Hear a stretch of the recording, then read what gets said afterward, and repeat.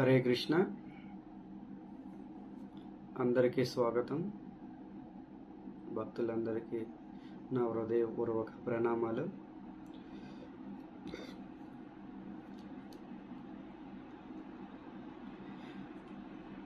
ఓం అజ్ఞానమితిరంధస్య జ్ఞానాంజనాశలాకయం చక్షురున్మిళితం యేన తస్మై శ్రీగురువే నమః.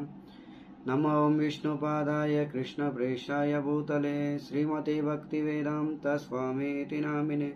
నమస్తే సరస్వతీం దేవీం గౌరవాణి ప్రచారిణే నిర్విశేష శూన్యవాది పాశ్చాత్యదేశతారిణే. జయ శ్రీకృష్ణ చైతన్య ప్రభు నిత్యానంద శ్రీ అద్వైత గదాధార శ్రీవాసాది గౌరభక్త వృంద. హరే కృష్ణ కృష్ణ కృష్ణ హరే హరే, హరే రామ రామ రామ హరే హరే. ఓం నమో భగవతే వాసుదేవాయ. ఓం నమో భగవతే వాసుదేవాయ. హరే కృష్ణ.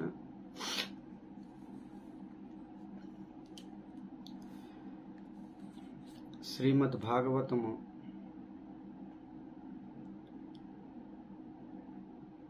ఏ పరిస్థితుల్లో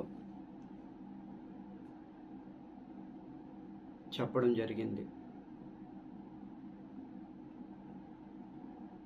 ఏ పరిస్థితుల్లో శ్రీమద్ భాగవతం చెప్పడం జరిగింది, శ్రీమద్ భాగవతం లిఖిబద్ధకం చేయడం జరిగింది అనే దాని మీద మనం చర్చించుకుందాం. ముఖ్య కారణం ఏంటి, భాగవతం రచించడానికి ముఖ్య కారణం ఏంటి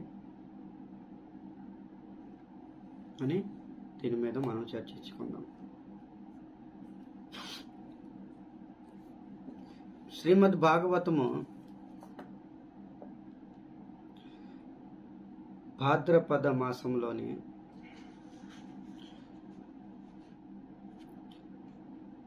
రచించడం జరిగిందన్నమాట.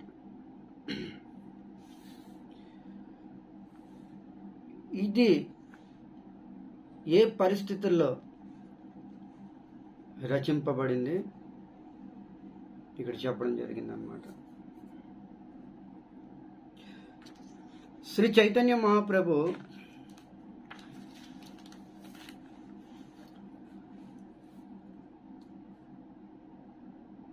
ఒకసారి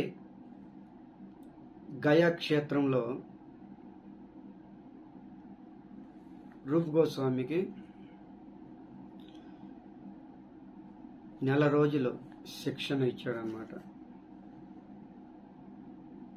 శ్రీ చైతన్య మహాప్రభు రూప్ గోస్వామికి గయా క్షేత్రంలో నెల రోజులు శిక్షణ ఇచ్చాడనమాట. అప్పుడు అందులో ఒక శ్లోకం ఉంటుందన్నమాట. శ్రీ చైతన్య మహాప్రభు చెప్తున్నారనమాట. మహాప్రభు ఏమని చెప్తున్నారంటే, ఈ భౌతిక సంసారంలో జీవులు మాయలో చిక్కుబడిపోయి ఉన్నారన్నమాట. ఈ భౌతిక సంసారంలో జీవులు మాయలో చిక్కుబడిపోయి ఉన్నారు. వాళ్ళు స్వయంగా వైకుంఠధామం గమనం చేయలేరు. వాళ్ళు స్వయంగా గమనం చేయలేరు.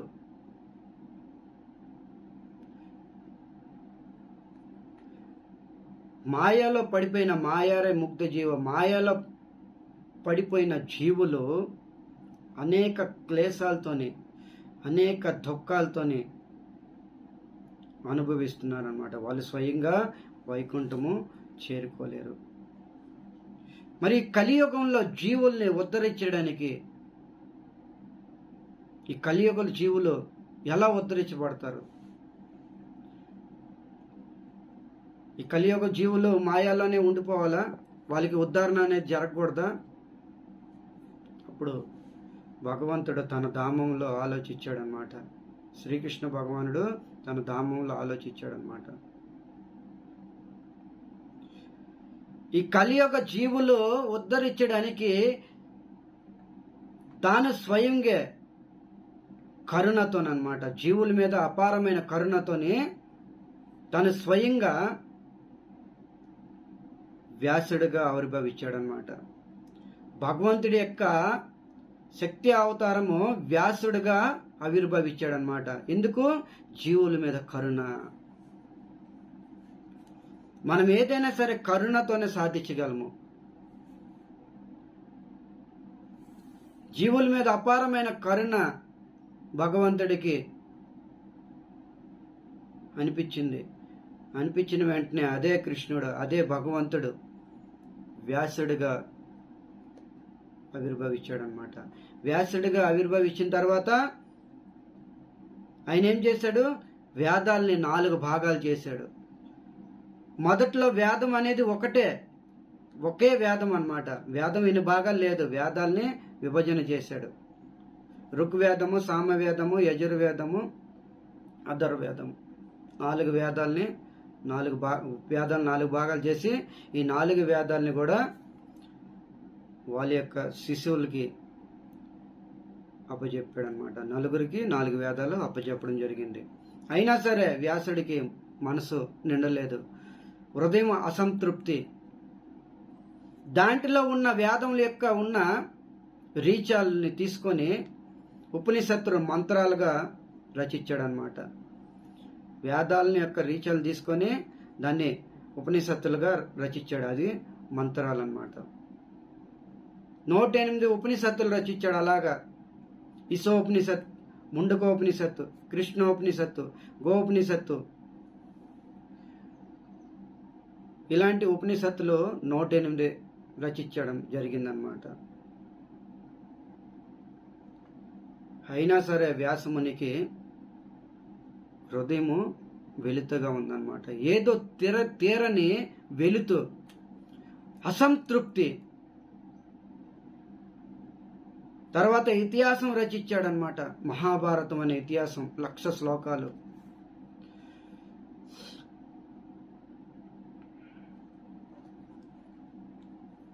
లక్ష శ్లోకాలతో కూడిన ఇతిహాసం రచించాడనమాట. అయినా సరే హృదయం వెలుతనమాట.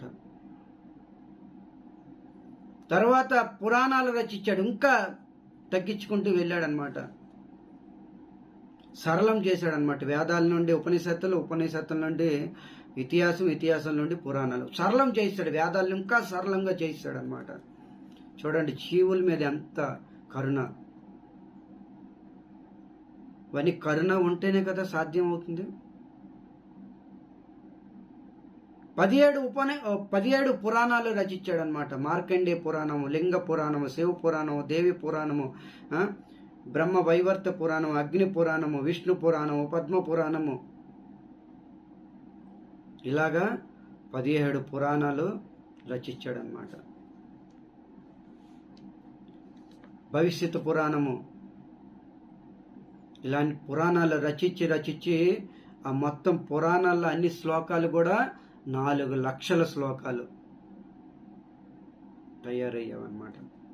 మొత్తం పురాణాలు 17 పురాణాల యొక్క శ్లోకాలు 4,00,000 శ్లోకాలు రచించాడనమాట. ఒక్క శ్లోకము దాన్ని అర్థం చేసుకోవడానికి మన జీవిత కాలం సరిపోతుంది. 4,00,000 శ్లోకాలు ఎన్ని వందల ఎన్ని వేల జన్మల ఎత్తాలో మనం ఆలోచించుకోవచ్చు. వ్యాసముని ఎంత శ్రమిస్తున్నాడో చూడండి. ఈరోజు వ్యాసముని ఎంత శ్రమిస్తున్నాడు. ఎందుకు? జీవుల మీద కరుణ. ఈ సంసారంలో మాయాతో మగ్ధులై ఉన్నారనమాట. మాయ యొక్క కౌగిట్లో బంధించి పడిపోయారు జీవులు. వాళ్ళని ఉద్ధరించడానికి వ్యాసముని అనేక పురాణాలు, ఇతిహాసాలు, వేదాలు రచించాడు. అయినా సరే వ్యాసముని హృదయం వెలితే తీరని లోటు, అసంతృప్తి. అప్పుడు శ్రీమద్ భాగవతం అనే పురాణం రచించడం జరిగిందనమాట. తన గురువు గారిని కలిశాడు. ఒకరోజు నారద మహర్షిని కలిశాడనమాట. కలవడం జరిగింది. అప్పుడు నారద మహర్షితో ఈ విధంగా అంటున్నాడు, ఏ గురువర్య, వేదాలనే విభజించి చేశాను, ఉపనిషత్తులు రచించాను, ఇతిహాసాలు, పురాణాలు అన్నీ రచించాను. అయినా తీరని లోటు, మనసులో ఏదో వెలుతూ, అసంతృప్తి.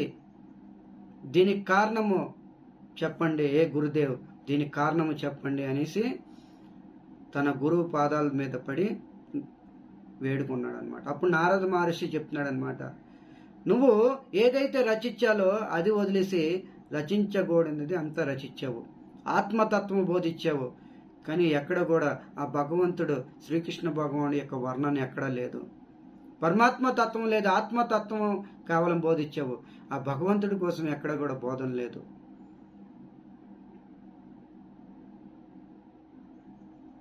వెళ్ళి శ్రీమద్ భాగవతం అనే మహాపురాణాన్ని రచించు అని చెప్పడం జరిగిందనమాట.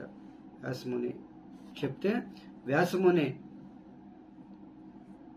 వెంటనే గురువు దగ్గర ఆజ్ఞ తీసుకొని సరస్వతి నది తటాన ఆచమానం చేసుకొని గృహలోకి వచ్చి ఆసనం వేసుకొని సమాధిలోకి వెళ్ళిపోయాడు అనమాట. గృహలోకి వచ్చి సమాధిలోకి వెళ్ళిపోయాడు అనమాట. వెంటనే సమాధిలోకి వెళ్ళిపోయాడు.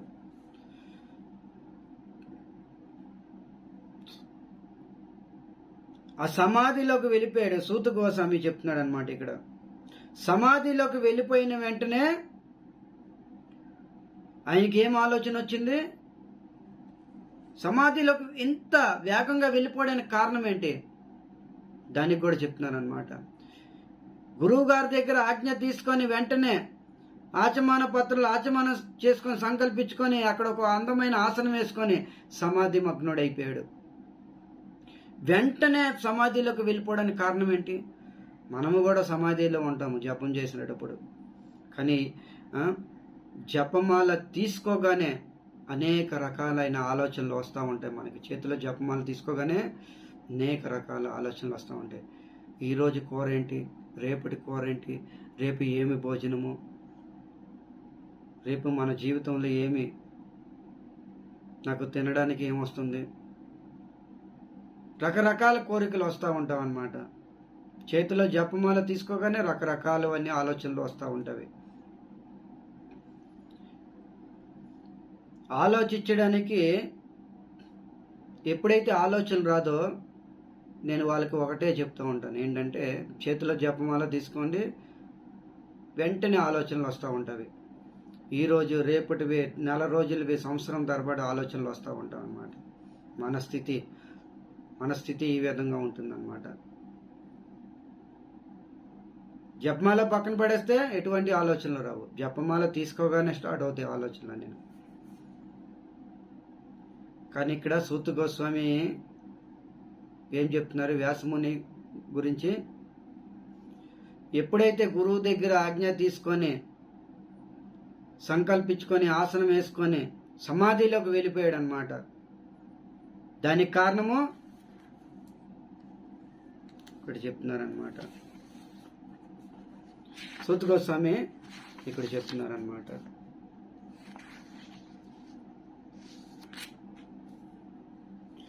భక్తి యోగేన మానసే సమ్యక్ ప్రణీతే మలే.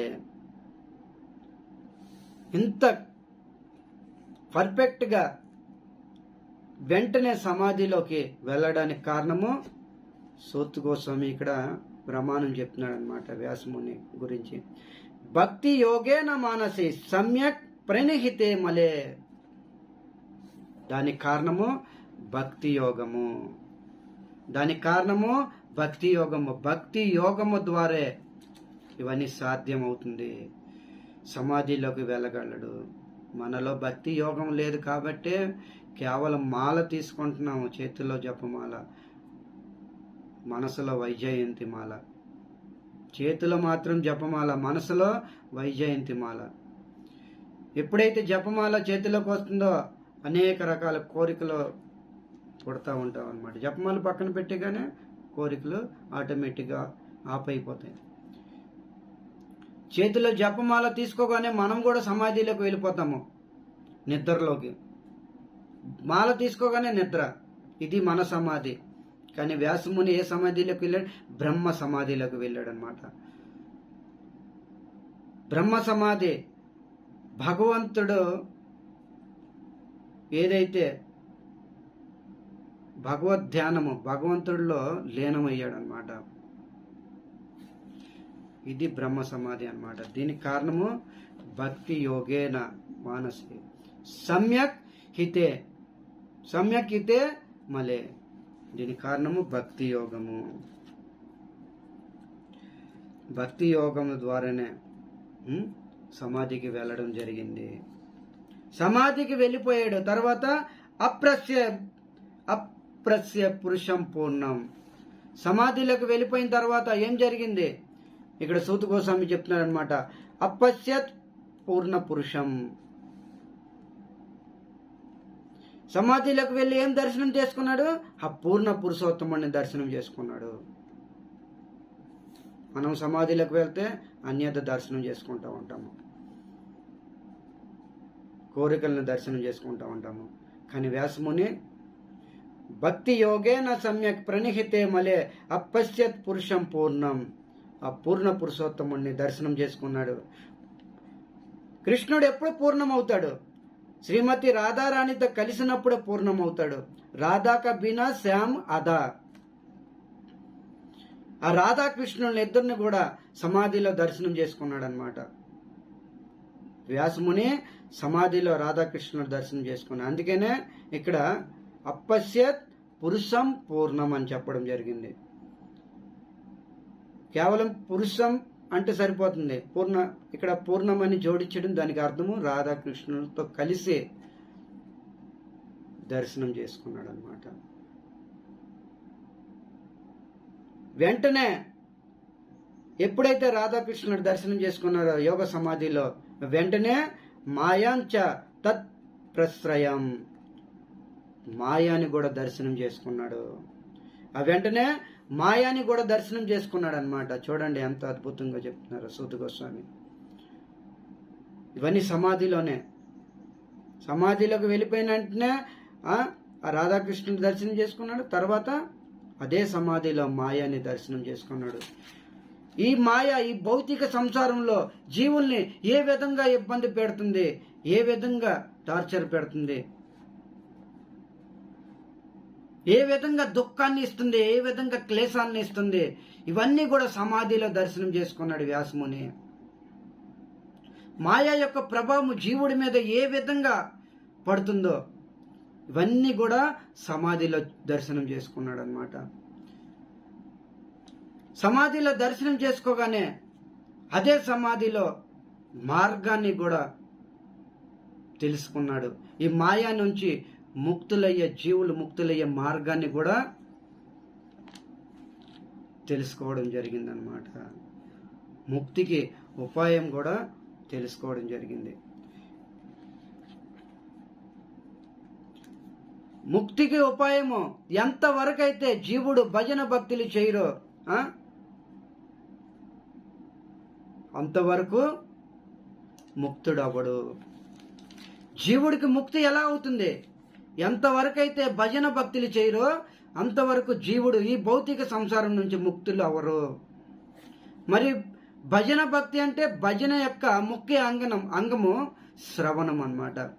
భజన యొక్క ముఖ్య అంగము శ్రవణము, శ్రవణ కీర్తనం అన్నమాట.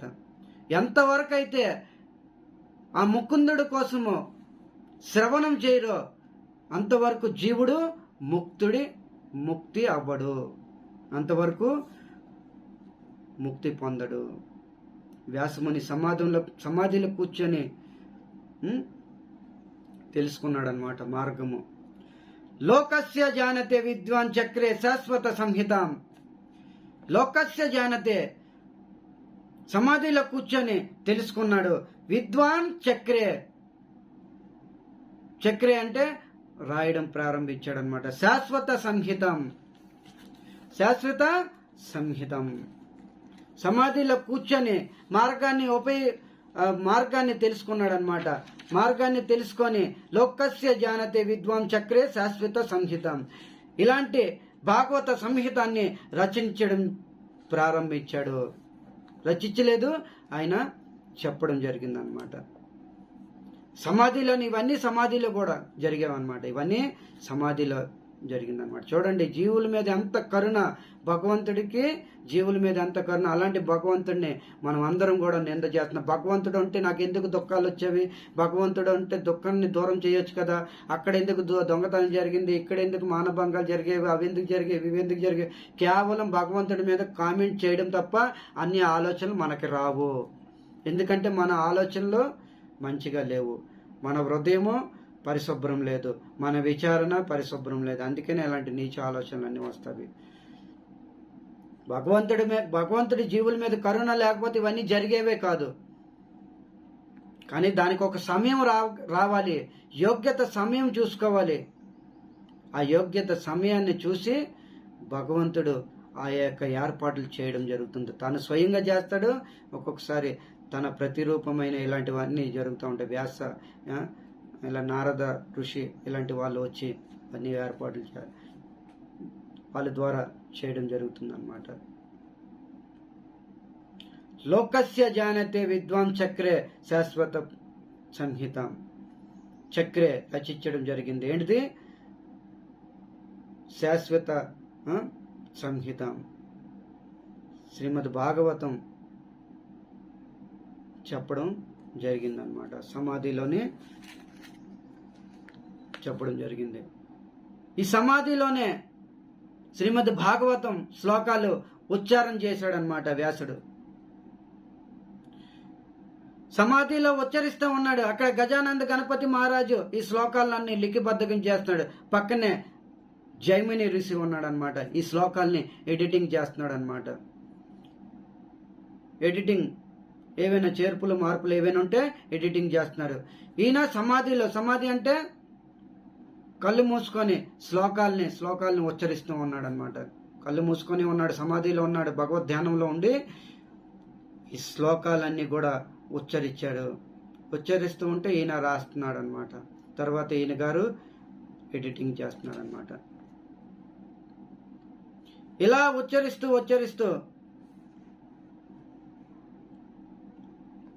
18,000 శ్లోకాలు 333 అధ్యాయాలు 12 స్కందాలుగా విభజించారనమాట. 18,000 శ్లోకాలు 333 అధ్యాయాలు 12 స్కందాలుగా విభజన చేశారు. ఇవన్నీ సమాధిలో ఉండి జరిగిందనమాట.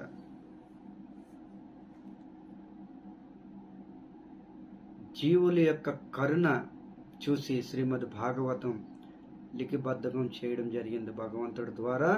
భగవంతుడే స్వయంగా వ్యాసుడిగా వచ్చి శ్రీమద్ భాగవతము రచన జరిగిందనమాట. అందుకనే శ్రీమద్ భాగవతము సమస్త వేదాల యొక్క సారం అన్నమాట. శ్రీమద్ భాగవతము సమస్త గ్రంథాలకి కూడా రాజు. గ్రంథరాజ్ శ్రీమద్ భాగవతం అంటారనమాట. సమస్త గ్రంథాలకి రాజు అన్నమాట. గ్రంథరాజ్ శ్రీమద్ భాగవతం అంటారు. ఇలాంటి భాగవతము రచన అయిపోయింది అన్నమాట. రచన జరిగిపోయింది. సూత గోస్వామి చెప్తున్నారనమాట. ఇలాంటి భాగవతాన్ని రచన జరిగింది, కానీ సూత గోస్వామి ఇక్కడ అనౌన్స్మెంట్ చేస్తున్నాడు అనమాట. భాగవత రచన అయితే అయిపోయింది.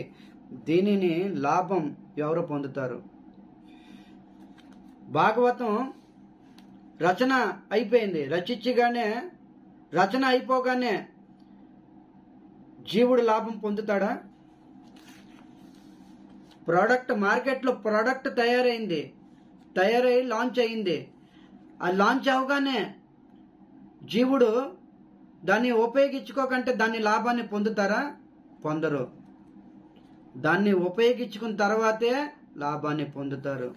ఎలాగైతే మార్కెట్లో రిలీజ్ అయిన ప్రోడక్ట్ని ఎంతవరకు అయితే జీవుడు ఉపయోగించడో అంతవరకు లాభం పొందడో, అలాగే శ్రీమద్ భాగవతం లాంచ్ అయింది, కానీ దాన్ని ఉపయోగించుకున్న తర్వాత జీవుడు ఈ సంసారం నుంచి ముక్తుడవుతాడు. దాన్ని లాభం పొందిన తర్వాతే ఈ సంసారం నుంచి ముక్తుడయ్యి భగవద్ధామానికి చేరుకుంటాడు. సమస్త దుఃఖాల నుంచి కూడా దూరమయ్యి భగవద్ధామానికి చేరుకుంటాడు. భాగవతం లిఖిబద్ధకం చేశారు వ్యాసముని ద్వారా అయిపోయింది. కానీ దాని లాభం ఎప్పుడు పొందుతారు? ఇక్కడ సూత గోస్వామి అనౌన్స్మెంట్ చేస్తున్నారనమాట. యస్య వై శ్రూయమానాన కృష్ణే పరమ పురుషసే. యస్య వై శ్రూయమానాన చెప్తున్నారనమాట. యస్య వై శ్రూయమానాన, భాగవతం ఎవరైతే వింటారో, ఎవరైతే భక్తి శ్రద్ధలతో ఈ భాగవతం ఎవరైతే వింటారో, భక్తిర్ ఇక్కడ చెప్తున్నారనమాట, భక్తిర్ ఉత్పత్యతే పుంస. సూత గోస్వామి ఎంత అద్భుతంగా చెప్తున్నారనమాట. చూడండి, ఎవరైతే ఈ భాగవతం ఎవరైతే వింటారో భక్తి శ్రద్ధగా, భక్తి ఉత్పత్తతే పుంసాం, భక్తి ఉత్పత్తతే, హృదయంలో కృష్ణ ప్రేమ, కృష్ణ భక్తి ఏదైతే వెలుతూ ఉందో అది జాగృతం అవుతుంది, ఉత్పన్నమవుతుంది. పుంసాం అంటే కేవలం మానవులు మాత్రమే, అన్య జీవులు కాదు. ఈ భాగవతము ఎవరైతే భక్తి శ్రద్ధలకు ఎవరైతే వింటారో వాళ్ళ హృదయంలో కృష్ణ ప్రేమ జాగృతం అవుతుంది. భక్తి ఉత్పత్తతే పుంసాం. భక్తి ఎప్పుడైతే కృష్ణ మీద ప్రేమ ఎప్పుడైతే ఉత్పన్నమవుతుందో అప్పుడే ఏమవుతుంది? శోక మోహ భయ అపహ. ఎప్పుడైతే కృష్ణ ప్రేమ ఉత్పన్నమవుతుందో హృదయంలోని, కృష్ణ ప్రేమ జాగృతం అవుతుందో, సూత గోస్వామి చెప్తున్నాను అనమాట, శోకం నుంచి, మోహం నుంచి, భయం నుంచి ముక్తులవుతారు. ఇది భాగవతం అన్నమాట. సమస్త శోకాల నుంచి కూడా ముక్తులవుతారు. ఎటువంటి శోకం ఉండదు, ఎటువంటి మోహం ఉండదు, ఎటువంటి భయము ఉండదు. ఈ ప్రపంచంలో అందరూ కూడా ఈ 3 విషయాల నుంచే చిక్కుకొని ఉన్నారు: శోకము, మోహము, భయము. ప్రతి ఒక్కరు శోకం అన్నమాట. భూతకాలంలో జరిగిపోయిందంత తలుచుకుంటే శోకమే. ధర్మరాజు శోకంలో ఉన్నాడు. ఎందుకు? భూతకాలంలో యుద్ధం జరిగిపోయింది, దాన్ని తలుచుకొని ఉన్నాడు అనమాట. శోకము.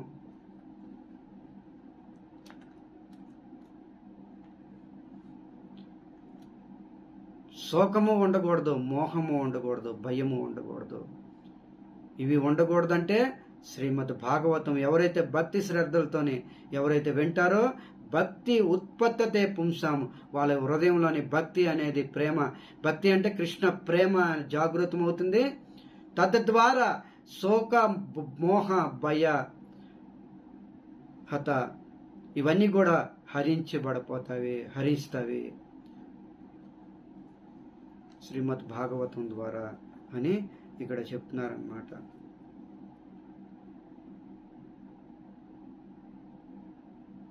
ఎటువంటి శోకం కూడా ఉండదన్నమాట, ఎటువంటి మోహం కూడా ఉండదు. మోహము కోరిక, మన హృదయంలో ఒక కోరిక వచ్చింది అనుకోండి, కోరిక తీరకపోతే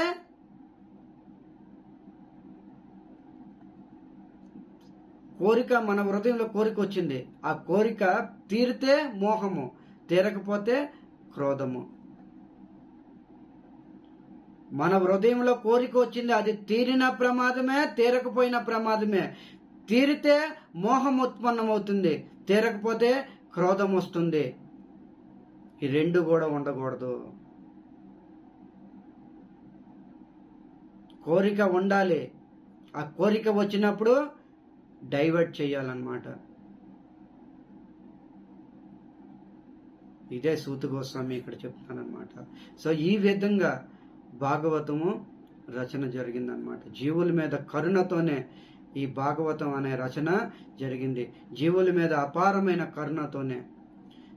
ఒకసారి ఆలోచించండి, ఈ భాగవతం అనేది గ్రంథం, శ్రీమద్ భాగవతం గ్రంథం మన దగ్గర లేకపోతే ఈరోజు జీవులు ఉద్ధరించే వాళ్ళ ఎవరు కూడా ఉద్ధరించబడేవారు కాదు. ఈ భాగవతము శ్రీమద్ భాగవతమే శ్రీల ప్రభుపాదుల వారు పాశ్చాత్య దేశాల్లో ఇవే తీసుకొని వెళ్ళి ఈ భాగవత ప్రచారం ఆయన స్వయంగా చేశారు, తన శిష్యులతో చేపించారు. దీని ద్వారా జీవుణ్ణి ముక్తిని చేయగలము, ఈ భౌతిక సంసారం నుంచి ముక్తిని చేయగలము. భౌతిక సంసారంలో జీవుడు ముక్తి పొందాలి అంటే దానికి ఏకైక సాధన, ఏకైక మార్గము శ్రీమద్ భాగవత శ్రవణము. ఎవరైతే భక్తి శ్రద్ధలతో శ్రీమద్ భాగవతం పఠనం చేస్తారో ఈ భౌతిక సంసారంలో ఉన్న క్లేశాల నుంచి ముక్తులవుతారు. దీనికి ప్రమాణము శ్రీమద్ భాగవతము.